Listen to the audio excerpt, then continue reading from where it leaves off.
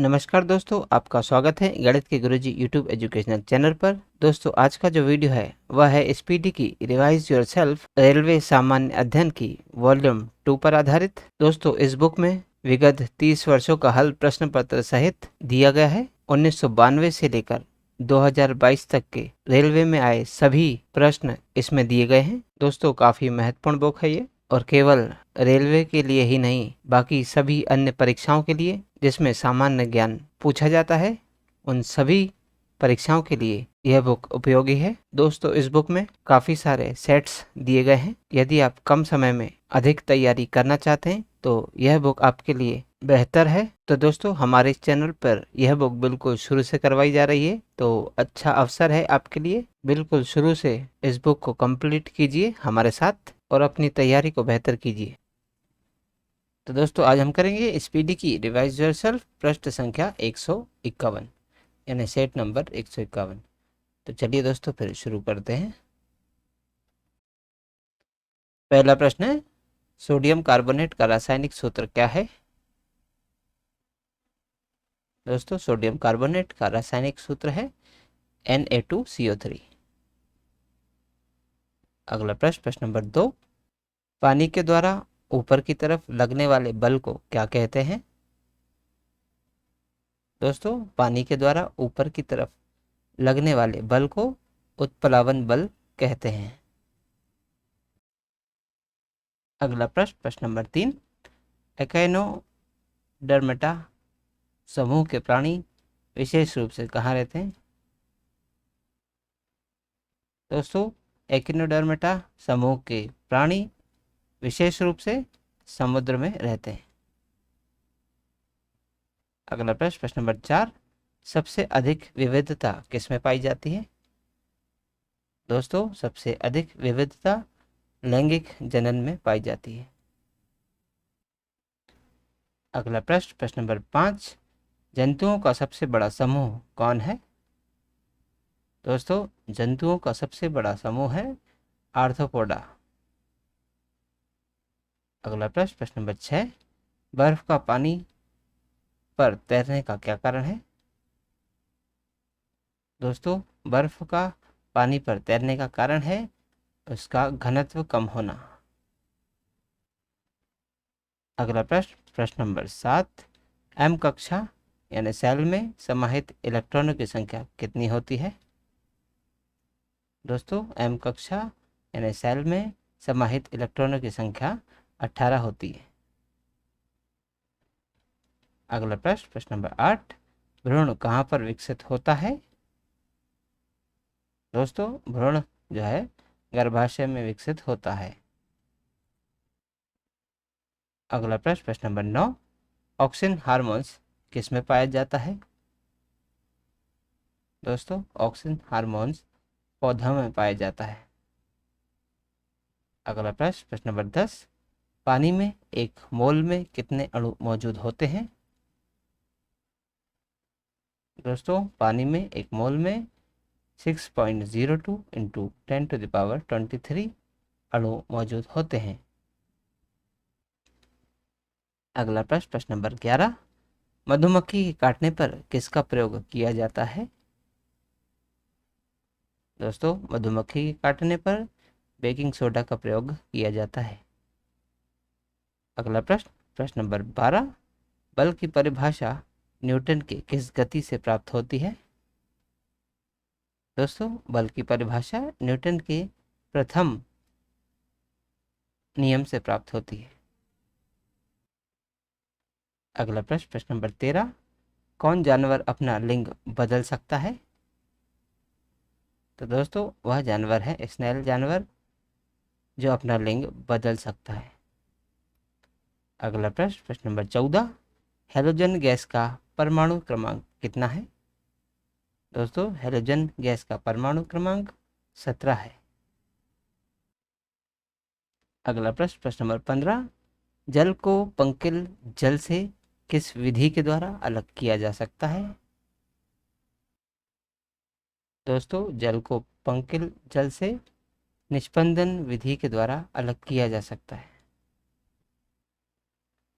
अगला प्रश्न, प्रश्न नंबर 16, विस्थापन के परिवर्तन की दर को क्या कहते हैं? दोस्तों, विस्थापन के परिवर्तन की दर को वेग कहते हैं। अगला प्रश्न, प्रश्न नंबर 17, साइटोकाइनिन का संबंध किससे है? दोस्तों, साइटोकाइनिन का संबंध कोशिका विभाजन से है। अगला प्रश्न, प्रश्न नंबर 18, आधुनिक आवर्त सारणी के 18वें समूह में किसे रखा गया है? दोस्तों, आधुनिक आवर्त सारणी के 18वें समूह में नोबेल गैसों को रखा गया है। अगला प्रश्न, प्रश्न नंबर 19, पृथ्वी पर ऑक्सीजन छोड़ने वाला प्रथम जीव कौन है?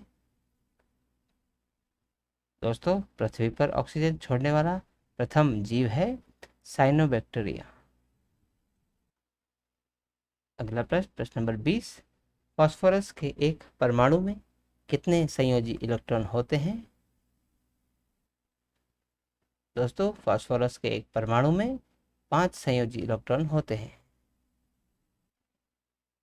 अगला प्रश्न, प्रश्न नंबर 21, सरसों के फूल होते हैं? दोस्तों, सरसों के फूल उभयलिंगी होते हैं। अगला प्रश्न, प्रश्न नंबर 22, पौधे का नर प्रजनन अंग कौन सा है? दोस्तों, पौधे का नर प्रजनन अंग है पुंकेसर।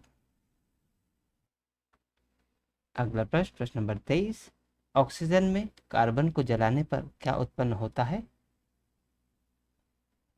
दोस्तों, ऑक्सीजन में कार्बन को जलाने पर कार्बन डाइऑक्साइड उत्पन्न होता है। अगला प्रश्न, प्रश्न नंबर 24, एसिटिक एसिड का उपयोग किसके निर्माण में किया जाता है? दोस्तों, एसिटिक एसिड का उपयोग सिरके के निर्माण में किया जाता है। अगला प्रश्न, प्रश्न नंबर 25, परागकण किस में पाए जाते हैं? दोस्तों, परागकण परागकोश में पाए जाते हैं। अगला प्रश्न, प्रश्न नंबर 26, बिना निषेचन के फलों का विकास को किसने परिभाषित किया है? दोस्तों, बिना निषेचन के फलों के विकास को पार्थेनोकॉर्पी ने परिभाषित किया है। अगला प्रश्न, प्रश्न नंबर 27, यह किसने खोजा कि हर 8वें तत्व के गुण पहले के समान होते हैं? दोस्तों, यह खोजा था न्यूलैंड ने कि हर 8वें तत्व के गुण पहले के समान होते हैं। अगला प्रश्न, प्रश्न नंबर 28, वनस्पति बीज के बिना पौधे के कोशिकाओं को माध्यम से नए पौधे को उगाना क्या कहलाता है? दोस्तों, वनस्पति बीजों के बिना पौधे के कोशिकाओं के माध्यम से नए पौधों को उगाना टिश्यू कल्चर कहलाता है। अगला प्रश्न, प्रश्न नंबर 29, तार की लंबाई दोगुनी करने पर एमीटर की रीडिंग कितनी हो जाएगी? दोस्तों, तार की लंबाई दोगुनी करने पर एमीटर की रीडिंग आधी हो जाएगी। अगला प्रश्न, प्रश्न नंबर 30, धोवन सोडे में क्रिस्टलीकरण के पानी का प्रतिशत कितना होता है? दोस्तों, धोवन सोडे में क्रिस्टलीकरण के पानी का प्रतिशत 62.9% होता है। अगला प्रश्न, प्रश्न नंबर 31, न्यूलैंड्स की तालिका में CO और Ni को किसके साथ रखा गया है? दोस्तों, न्यूलैंड्स की तालिका में CO और Ni को हैलोजन के साथ रखा गया है। दोस्तों, CO यानी कोबाल्ट और Ni यानी कि निकल। अगला प्रश्न, प्रश्न नंबर 32, प्रोटीन की फैक्ट्री किसे कहा जाता है? दोस्तों, प्रोटीन की फैक्ट्री राइबोसोम्स को कहा जाता है। अगला प्रश्न, प्रश्न नंबर 33, अंतर्राष्ट्रीय मात्रक प्रणाली के अनुसार विद्युत धारा की इकाई क्या है? दोस्तों, अंतर्राष्ट्रीय मात्रक प्रणाली के अनुसार विद्युत धारा की इकाई एम्पियर है। अगला प्रश्न, प्रश्न नंबर 34। जल विद्युत केंद्र में विद्युत ऊर्जा का निर्माण किस कारण से होता है? दोस्तों, जल विद्युत केंद्र में विद्युत ऊर्जा का निर्माण गतिज ऊर्जा के कारण होता है। अगला प्रश्न, प्रश्न नंबर 35। रक्त में ऑक्सीजन का परिवहन कौन करता है? दोस्तों, रक्त में ऑक्सीजन का परिवहन प्लाज्मा करता है। अगला प्रश्न, प्रश्न नंबर 36। ट्रिप्सिन एंजाइम किसके द्वारा रिसावित होता है? दोस्तों, ट्रिप्सिन एंजाइम अग्नाशय द्वारा रिसावित होता है। अगला प्रश्न, प्रश्न नंबर 37।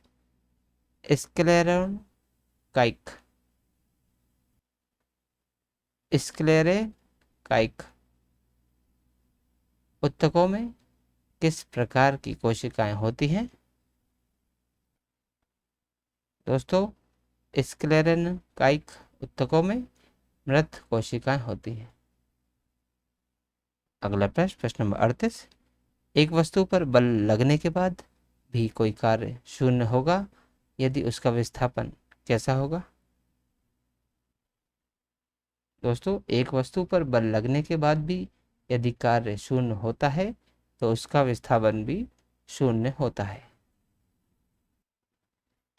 अगला प्रश्न, प्रश्न नंबर 39। अणु के गठन करने वाले परमाणुओं की संख्या को क्या कहते हैं? दोस्तों, अणु के गठन करने वाले परमाणुओं की संख्या को परमाणविकता कहते हैं।